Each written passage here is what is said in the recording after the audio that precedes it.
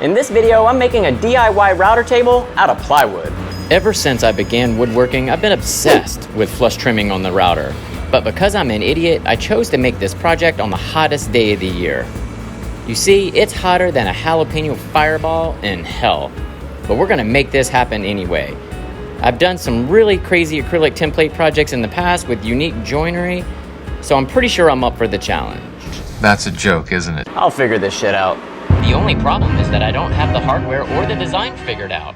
After exhaustive research, I found a company I could buy into wholesale prices. $1,000 in handles, over $500 in screws, and a whopping $5,000 in acrylic sheets that I had to purchase to make this affordable for you.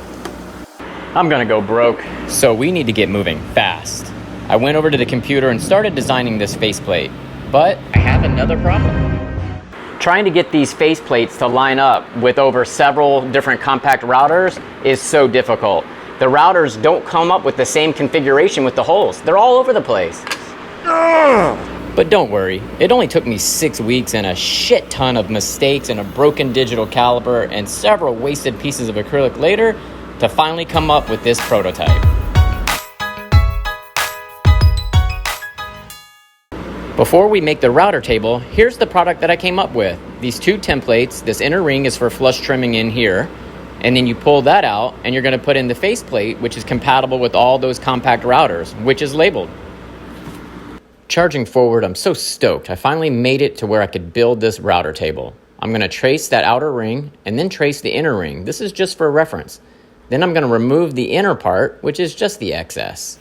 Using a drill, I'm gonna drill out my holes in the corner so I could use a jigsaw to help me with that. And since I have a flair for the dramatics, let's grab the yard blower and clean up all this shit. And I left 1/8 of an inch all the way around because anything more would be dangerous. Putting the inner ring back in, we're gonna flush trim this portion so our hole will be perfect. And we're gonna use this 1/2 inch compression bit. Time to remove the original faceplate. This is bullshit. But this is a work of art, and each router is labeled on here. Just align it and screw it in.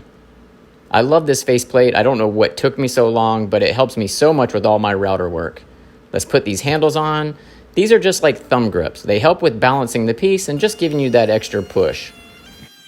I'm so pumped. This is coming along so well, and this has been a long time coming. I've needed a router table in the field for a while. Now, removing that inner ring, this hole came out perfect. Now, using this 1/2 inch flush trim bit, we're gonna go around the outer portion. This is basically acting like a dado so that that inner faceplate will sit nice and flush. Look at that. And those holes are for extra attachment if needed. I did a few layout lines, and then I wanted to add dog holes to this. After all, this is gonna be a job site table, and I wanted to add that in for sanding and extra stuff. This portion was extremely satisfying, and I'm not sure why. Maybe it's the inner woodworking in me or just the repetitive action of doing this over and over, but I enjoyed it. I really did. I removed the template and then used my yard blower, did a little light sanding, and then of course I wanted to embellish it with a little round over so each dog hole would be nice and smooth, and a profiled edge. Look at that. I'm so proud of how this is coming together, but now let's set up a couple of sawhorses and give this baby a test drive. That moment of truth. Let's insert the router. That fit like a glove, and it's easily accessible from underneath. Let's run a couple of boards through it and give it a go. I've been needing this job site router table for a long time, and in fact, about a month ago, I was doing a lot of trim work on the outside of my house, and this could have really came in handy.